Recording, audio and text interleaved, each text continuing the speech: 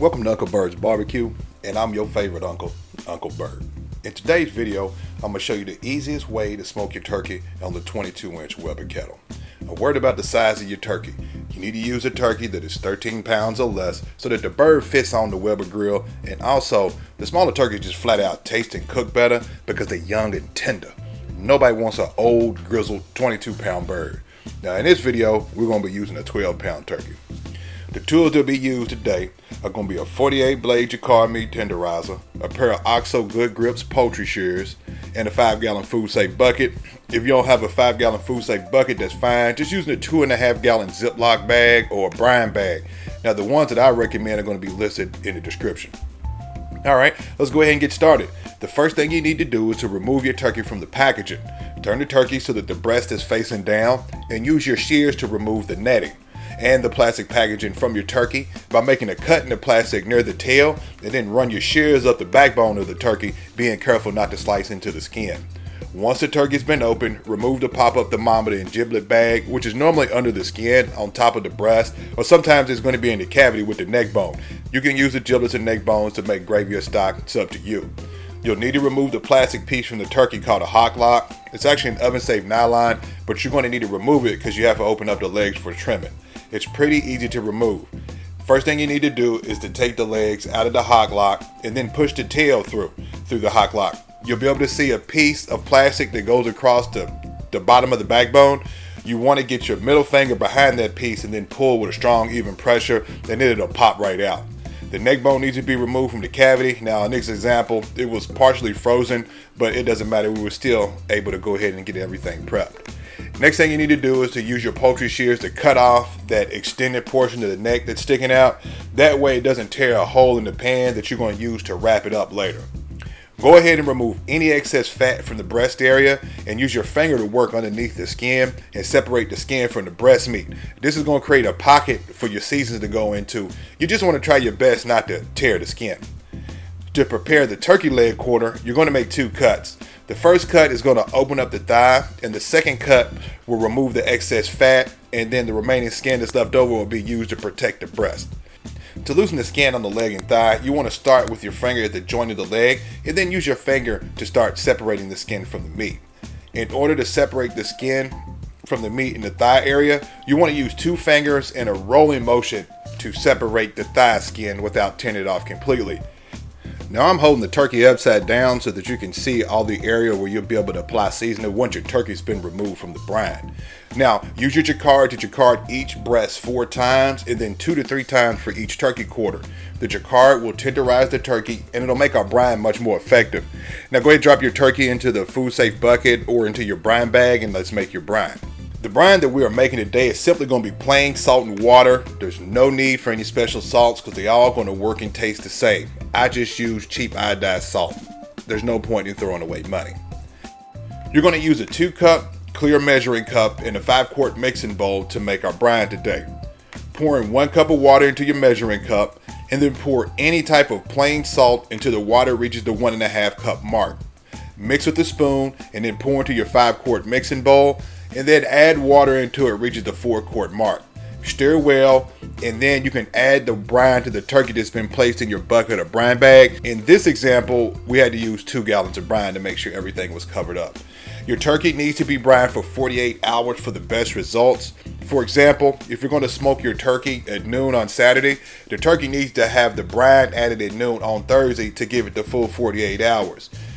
If you only have time to brine for 24 hours, then inject some of the brine using a meat injector and then place into your brine for 24 hours. Today we're going to be cooking on a 22-inch Weber Kettle Classic using the snake method for indirect heat.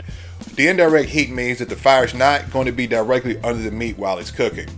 So we want to start with a clean grill, open the bottom vent all the way, and then add the bottom grate that's going to be used to hold the hardwood briquettes. You'll be using the snake method for this cook. The snake method is going to use an unlit ring of briquettes.